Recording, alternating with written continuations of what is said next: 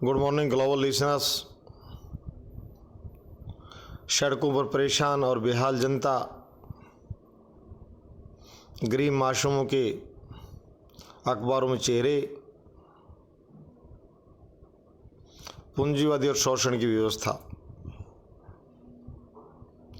राष्ट्रपति, प्रधानमंत्री, बड़े बड़े राष्ट्रीय स्तर के दलों के अध्यक्ष और मुख्यमंत्री बनने के बाद किसी को दलित, किसी को पिछड़ा, किसी को अल्पसंख्यक कहा जाता है, किसी को महिला। ये उपनिवेशवाद की कॉलोनियल शब्दावली है,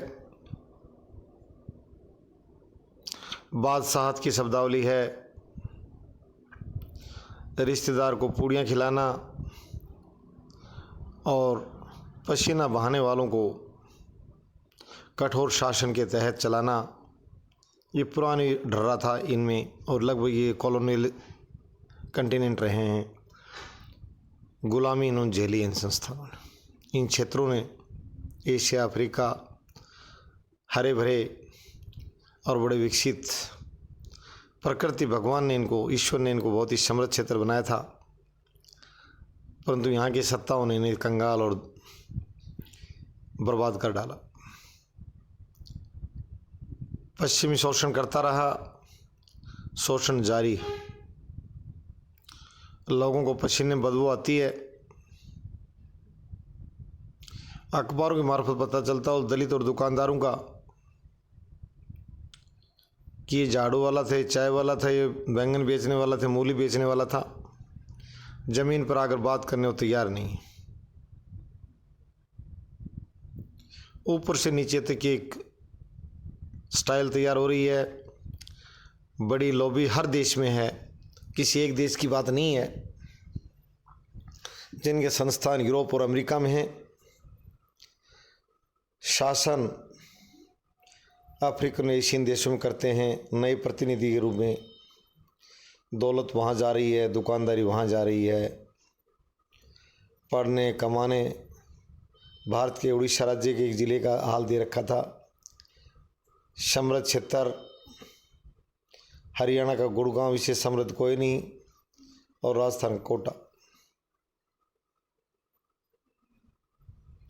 अशोक गहलोत को विजार्ड कहा जा रहा है। अशोक गहलोत की शक्ल और सीरत देखनी तो जोधपुर ग्रामीण क्षेत्र में जाकर देखी, जो 50 वर्ष से शासन के इर्द गिर्द घूम रहा है, कभी बतौर मुख्यमंत्री, कभी सांसद और केंद्रीय मंत्री। ग्रामीण जोधपुर भूखा और प्यासा बैठा है। ये हाल भारत के दूसरे नेताओं का है। अखबारबाजी बढ़ी है शुरू से। बादशाह कहते थे कि दरबारी कवि तैयार करो।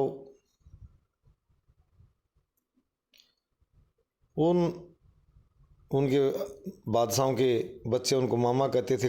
दरबारी कवियों के मामा जी अपने जीजा जी के लिए बढ़ा चढ़ा कर लिखते थे। उसकी बुरी आदतों को छिपाना, बढ़ा चढ़ा कर उसका महिमा मंडन करना, ये दौर अब नहीं चलेगा। 3 बातें इनको बहुत ही सरल भाषा में बताई गई हैं। एशियन और अफ्रीकन, लैटिन अमेरिकन देशों को धन बह रहा है। भारत के महाराजा रणजीत सिंह का क्षेत्र सिर्फ पंजाब, जो वर्तमान पाकिस्तान के लगभग बराबर था। एशिया सबसे शक्तिशाली सेना उनके पास थी। अंग्रेज भी सबसे लास्ट में सिख सेना से टकरा पाए थे कि ताकतवर कभी मुंह की न खानी पड़ जाए। और लड़ा के अफगानों को भी उस सेना ने बार बार खदेड़ा, डांटा।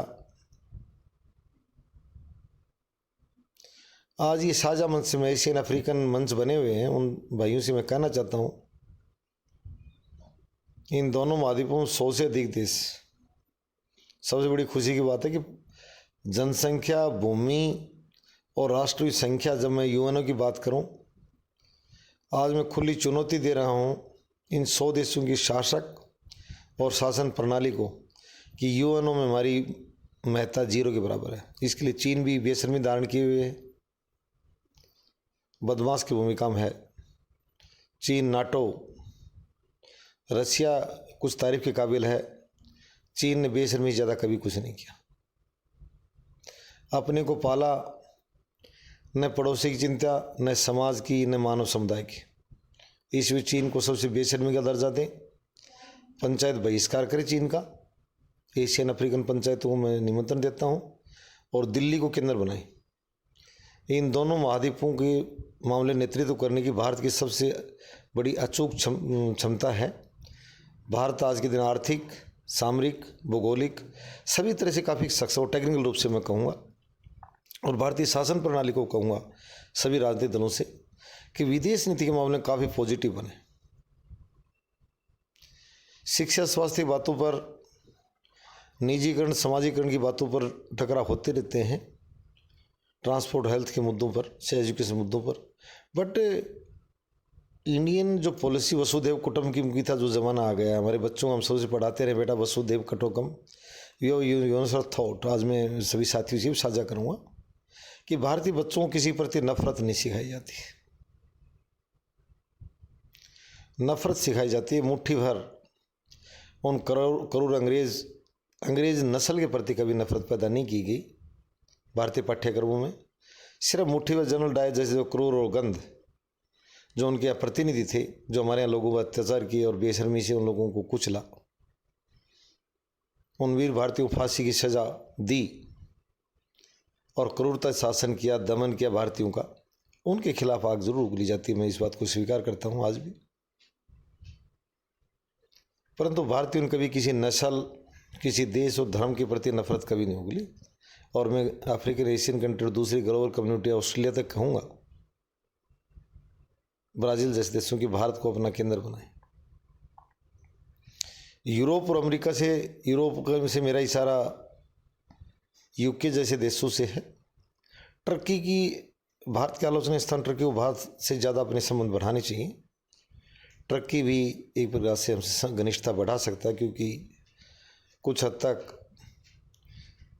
उसकी और हमारे यहाँ विचारधारा मिल भी रही है। और मैं वहाँ से भी कहूँगा प्रधानमंत्री टर्की से किए आए और यह निवेश कुछ मामलों उस देश के पास तकनीक ज्ञान है, वो भारत में साझा करे, निवेश करे। भारत को वर्ल्ड का सेंटर बनने का भी अवसर भी है, ज़रूरत भी है और क्षमता भी है। और भारत में जो बहुत हमारे यहाँ मुट्ठी भर कुछ गिरे हुए नैतिक स्तर के जो लोग रहते, बार बार बाहर छिपा जो धन ले जा रहे हैं, मैं मामा जी से कहूँगा कि प्लीज़ धन भी है तो यहीं लगा लो। टैक्स में चोरी चकारी यहीं जो कर ली वो कर ली, कम से कम जो बचा खुचा मत लीजिए। इसके लिए भारतीय एजेंसी नहीं, भारतीय जनता भी पहचाने। और नेताजी से कहूँगा हेल्थ सिस्टम बहुत डेवलप हो चुका है। ये बार बार अखबारों सुनने को ना मिले कि वहाँ गुर्दा निकलवाने गया सिंगापुर, वहाँ जर्मनी गया। यार हमारे डॉक्टर की बेइज्जती मत करो भाई, प्रार्थना आपसे यार। हमें पता रईसो तुम्हारे पास दौलत बह रही है और वो दौलत कहाँ से आई, बट प्लीज़ हमारे doctors lobby, respected doctors lobby जो वर्ल्ड में प्रसिद्ध है, हमारे हॉस्पिटलों पर आप आस्था दर्शाइए। आपका जीवन बड़ा नहीं, जीवन हमारा बड़ा है। हम यहीं जीते हैं, हमारे बुजुर्ग जी और हमारे वंशज जी। मैं आपसे कह रहा हूँ कि आप भी यहाँ अपना शिक्षा और स्वास्थ्य जुड़िए। और वर्ल्ड कम्युनिटी से फिर कहता हूँ कि दिल्ली के नज़दीक, दिल्ली में दुनिया बसे, दिल्ली के नज़दीक दुनिया बसे। बड़ी अच्छी हवा, अच्छे लोग, शांत भाव, हमारे क्रूरता नाम का कोई स्थान नहीं है। ये हारमोनी सोसाइटी आइए, रह कर दीजिए। और बची हुई अगर कोई कमी थी तो वो हमारे यहाँ कॉन्स्टिट्यूशन ने पूरी कर दी है। We welcome all religions. हमारी बड़ी लिबर्टी है। धार्मिक मुद्दों पर भी घबराने की जरूरत नहीं। आप किसी धर्म की उपासना करते हो, हमारी सरकारें किसी का प्रतिवाद नहीं करती। राजनीतिक और चर्चाएं जाति धर्म की चलती रहती है आपसे नेताओं के लाभ के लिए, मैं उस बात पर नहीं, परंतु आपको विदेशी लोगों की परेशानी नहीं होगी। चाहे आप कश्मीर जाइए, चाहे राजस्थान के बाड़मेर जैसलमेर जाइए, कन्याकुमारी जाइए, हमारे वहाँ डिब्रूगढ़ जाइए, जहाँ घूमना घूमिए। भारत सहिष्णु देश है। और मैंने पहले फिर मैं कहना चाहता हूँ, हमारे बच्चों को पढ़ाया जाता वसुधैव कुटुंबकम, universal is our home, universal thought. पूरी दुनिया हमारी अपनी दोस्त है, हम संकीर्णताओं से ऊपर उठे हुए हैं। आइए, welcome all global community. Thanks.